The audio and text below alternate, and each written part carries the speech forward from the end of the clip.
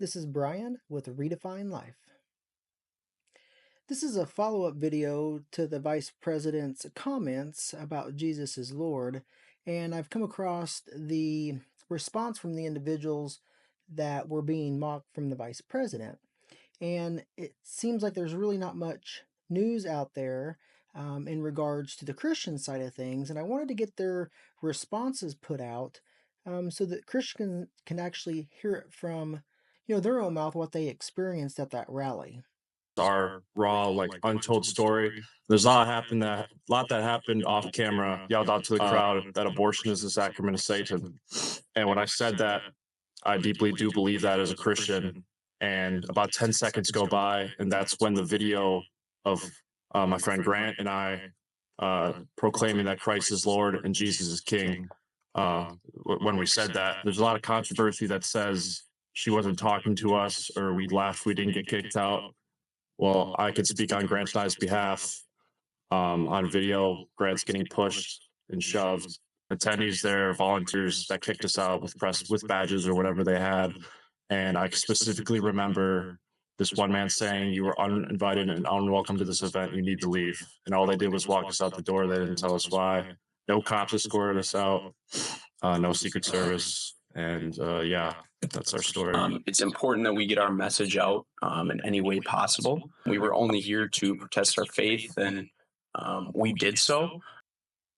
I watch a lot of stuff that where the left comes out and they want to be inclusive and they want to love and they want to everybody can just be us until you challenge or even ask them why they believe what they believe.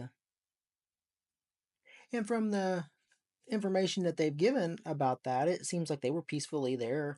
The people around didn't want to hear anything that went against their agenda. And I see this a lot, especially in the woke communities where, they want to come out and they want to say, we want to love everybody and we want everybody to be included in this. And then when you ask them a question or, not even really challenge, but just have them explain things to them, then they get really defensive. And then, all of a sudden you're this horrible person. They're spouting off all this stuff at you, and you could just be asking them, why do you believe that? I ran across this, and I thought I would just try to get it out. The message of what really happened from the Christian side, from those people. I'm not seeing anything else really out there about that. And as he stated, I want to get my message out there, and I just want to try to help support these people. They weren't violent or nothing. They're just out at an abortion rally, and they're claiming Jesus is king, and that what they're doing and promoting abortion is wrong. And it seems like, to be fair on everything though too, is they are getting a little backlash from their Christian community too, and it seems like they are saying things down the lines of you shouldn't be there and causing problems, and you're just trying to instigate things. Well, the problem with that is I don't really see from the video footage and stuff that I've watched that they were, causing a ruckus, for instance. But as Christians, we need to stand up to, sinful things. And I hope that I am wrong with this statement, but I really hope that the people from the Christian community that are going against and criticizing these two gentlemen, I'm hoping that they are not supporting the abortion. Is it could be very easily that Christians are at something that you're at, but you are supporting the event, and then now there's other Christians that stand up and trying to expose that sin, and could that possibly be somewhere the backlash is coming from? I don't condone any violence or anything, but I do think Christians should stand up in situations, and if something is wrong, stand out and stand on the truth of God. If we as Christians don't stand on our Christian beliefs, nobody else is going to. This was a little while back with the Olympics fiasco, and there was a group of Christians that were protesting the events that happened. And a Muslim man came up to the group and he said, "I don't believe what you believe." But he says, "I find this very offensive regardless."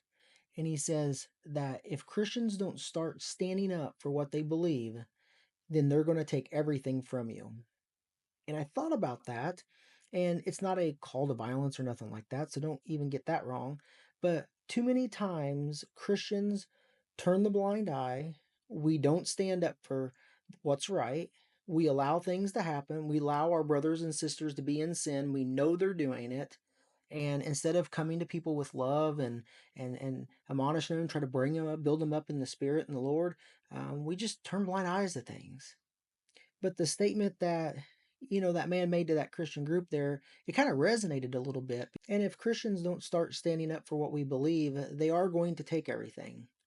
And will be our own fault that we didn't stand up for what we believe and what was right. I hope you share this video, like this video, subscribe to the channel. Their message needs to be out there so people can actually see, what they experienced there. And a plea to Christians everywhere to start standing on our beliefs.